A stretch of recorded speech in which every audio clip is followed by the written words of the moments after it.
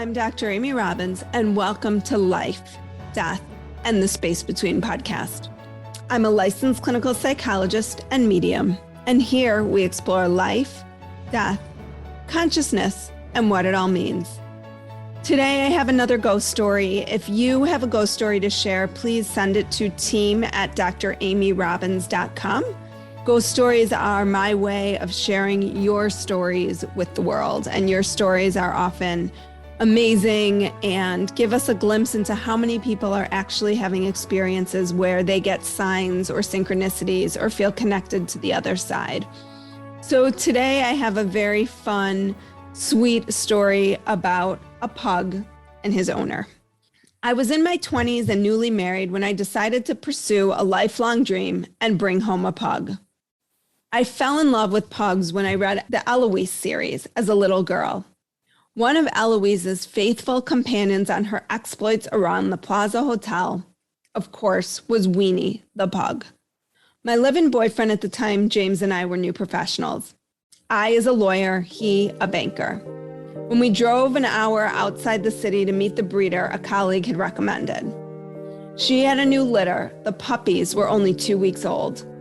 Even when Boris was just a few wrinkles of fur and giant pug eyeballs, and even though his brother and sister were just as cute, when I held Boris for the first time, something just clicked. We connected. Boris's mom watched her babies carefully from behind the gate, and even she seemed to recognize that Boris had found his forever home. James held Boris too. Boris was to be our dog, but there seemed to be special knowing between Boris and me. I paid for Boris and agreed to pick him up when he was weaned and ready to leave the nest. "This is crazy," my dad said matter-of-factly when I told my parents about Boris. Technically, he was right. I already had a cat. Neither James nor I had ever taken care of a puppy before, and we both worked long hours. But somehow, even as I spent an arm and a leg at Petco, hired a dog walker, puppy-proofed our apartment, and tried to stay awake long enough to read one chapter of Pugs for Dummies every night, I felt at peace. I knew that Boris and I were meant to be together. And we were. When I felt stressed, Boris would snuggle into my lap with extra intention. When he needed to go out, I was the one who sensed it. When my relationship with James painfully ended, Boris was steadfast. I remember feeling the hair on the back of my neck stand up after James came to the apartment to pick up the last of his things. Boris stood close to me, watching James like a hawk until he finally left. When the door closed, I could tell Boris knew James was never coming back. When we made eye contact, I felt Boris was saying to me, "You're better off without him. He wasn't supposed to be with us long." He dug his face into the side of my leg and then went contentedly to his dog bed. That he felt okay with James exiting our lives made me feel okay too. Although I was blessed with many friends and family who helped me through the breakup, there was something about Boris's intuitive knowing that especially comforted me. Eventually, I began dating again. Teddy, my cat, tolerated the few men I brought into our inner sanctuary. He might come out for a sniff every now and then, but otherwise ignored them. Boris was more polite and even let a couple guys scratch his head. But as much as I wanted one of those dates to be the one, I could tell from Boris's disinterest that he hadn't met my match. Enter my now husband, David. We met at a work conference and dated long distance because David lived in an entirely different city. We fell in love quickly.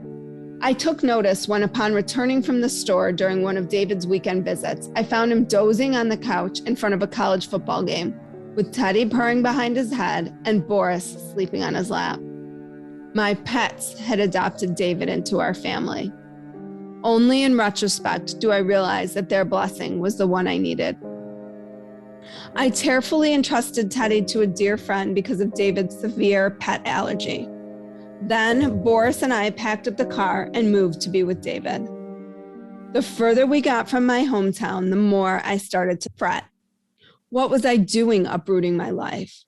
But David had flown in to share the drive, and when we stopped to spend the night at a hotel, Boris jumped onto the bed, not a small feat for a squat little pug, to lie on David's chest.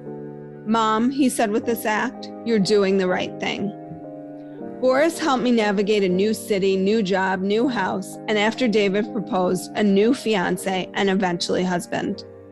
Although I'd left home for college and law school, I'd never had the strange sensation of moving somewhere else to set down roots. Boris did it all with aplomb, content in his knowledge that he was living his life's purpose. This calmed me immensely. A few months after David and I married, Boris did something alarming. He woke me in the night multiple times to poop. When his gastric episodes seemed to have passed, he sprawled across my tummy and stayed there whenever he could for a few days. He splayed himself across my middle whenever I sat down. When David and I watched TV, when I got into bed, David, I joked, Boris is incubating me. And that's when it finally hit me. I was 5 days late for my period. A trip to the doctor confirmed that I was pregnant. Leave it to Boris to know before I did. I was blessed with a healthy pregnancy, but halfway through, I took Boris to a new vet to have his teeth cleaned. I answered the call from the vet's office, ready to pick him up, but the vet herself was calling, not someone from her front office staff. She sounded shaken. Dr. Walker, I asked, is everything okay? Her voice was shaking. No, I'm afraid not, she said. I could hear the chaos behind her. I don't know what happened, but Boris is in cardiac arrest. We're trying to revive him now. I started howling and completely lost it. Please take care of him. Please, I need him. I told Dr. Walker I was on my way, but I was such a mess, she made me promise not to drive.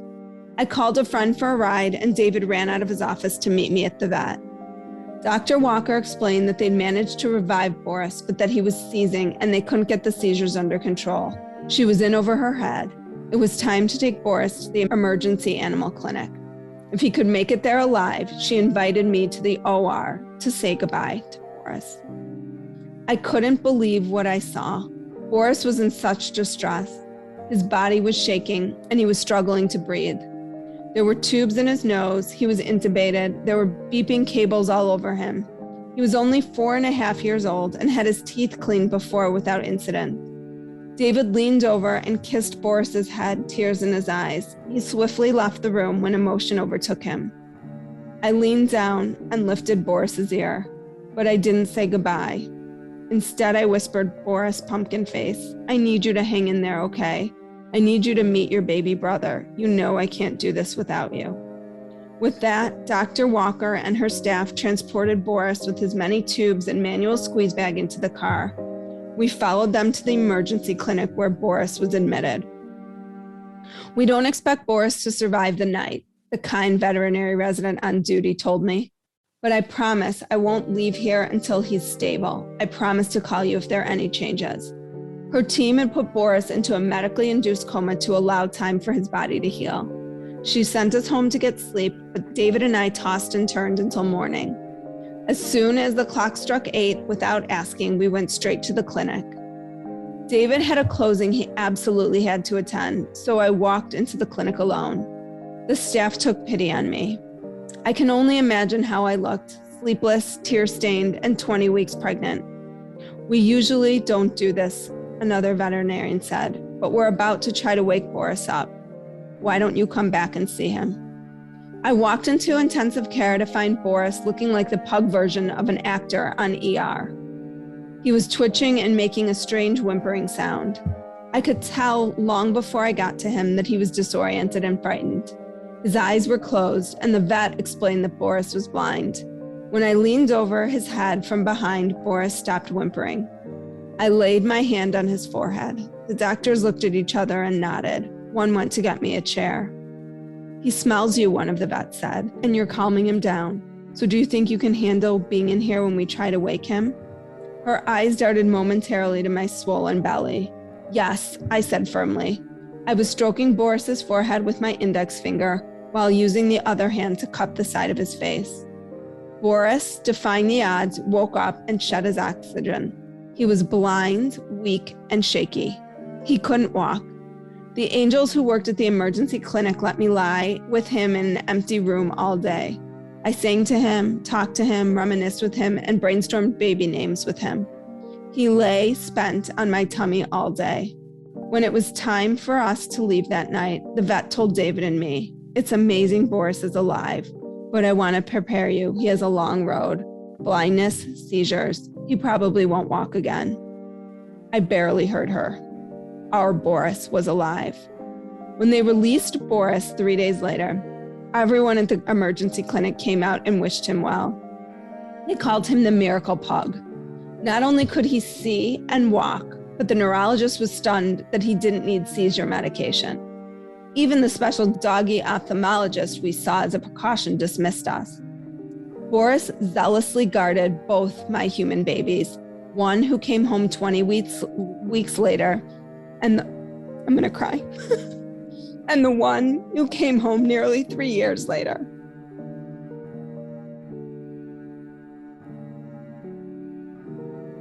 Pulling myself together.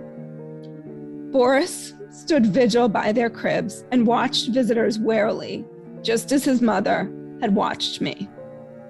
When I had surgery that precluded me from lifting an aging Boris, my dad built him a staircase up to the couch. He would not leave me while I convalesced. When I stopped practicing law, he dozed happily at my feet while I clumsily typed my way through my first novel. Eventually, he became a gray, bearded, wizened old dog who started to show signs of his age. He lost control of his bowels. My kids laughed good-naturedly when Boris would fart in his sleep and no longer enjoyed our walks. He started getting confused at night, and I asked the wonderful vet who'd assumed Boris's care after his near-death experience, "How will I know when it's time?" "Boris will tell you," he said simply. I worried I wouldn't know. I didn't want my sweet pug to suffer. About a month later, I typed the last word of my novel with Boris by my side. "We did it," I told him, and rubbed his ears.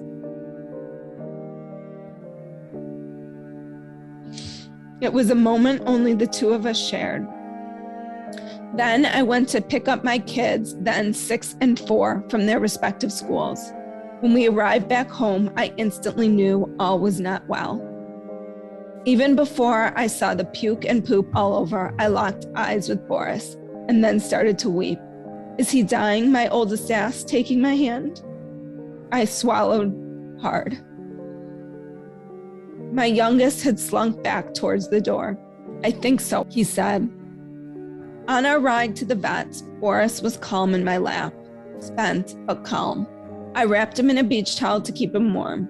I knew that Boris knew exactly what was about to happen, and once again, I was okay because only he was.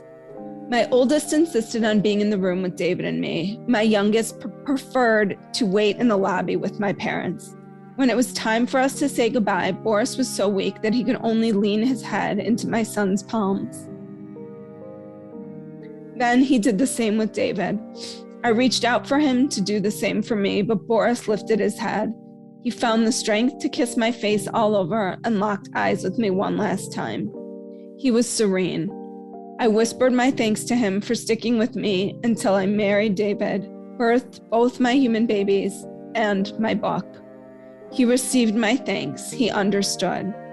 Then Boris looked at the vet and the vet tech. It was time. We were all breathless and tearful. Boris died peacefully and on his own terms. It was, as Glennon Doyle would say, brutal, both brutal and beautiful. The next day, my grieving family drove across town to our favorite burger joint for comfort food. It was Saturday at lunchtime, and the restaurant was a popular one. It was packed, but after we ate, David took both kids to the men's room. As I stood waiting for him, the lobby emptied. In this busy restaurant, I was alone. I wondered in my moment of solitude how I would do life without Boris. At that moment, for some reason, I looked down. Lying on an industrial-sized doormat was a silver charm with a paw print in the middle. I picked it up, certain that it was from Boris to me. He was still with me. He would always be. He was okay. And with his charm in my hand and his goodness in my heart forever, I knew that I would be too.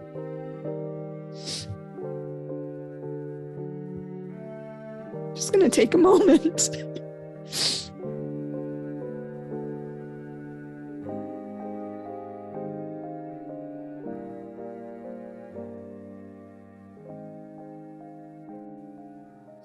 So I don't typically read these stories as evidenced by me reading this right now before I read them to record them.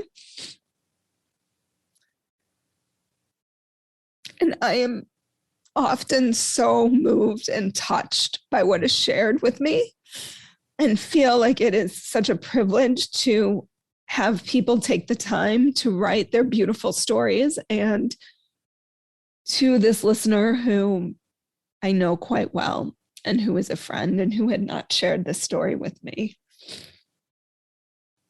I'm so moved and I'm so touched by the beauty in which this was written.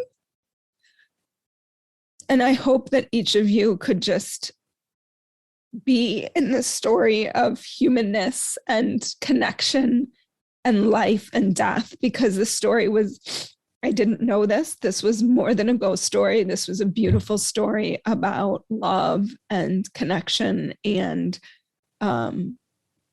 deep, I believe, soul connection that we can have with literally not only humans on this planet, but also animals. So I'm just so incredibly moved by this story. So thank you. If you have a ghost story to share, please reach out. This was such a beautiful story. They don't all have to be this beautiful and long. They're all beautiful, frankly, but obviously this person, my friend, is an incredible writer, as was evidenced in this. So if you have a ghost story to share, please reach out to me at team@dramyrobbins.com. And until next time, thanks so much and have a great day. Like what you heard today and want to hear more? Wondering what comes next and what it all means? Head over to Apple Podcast, Spotify, Stitcher, Google Play, or anywhere you get your podcasts and hit subscribe. Also, if you could take a minute to rate and review my podcast, I would really appreciate it. Stay tuned as we continue to explore life, death, and the space between.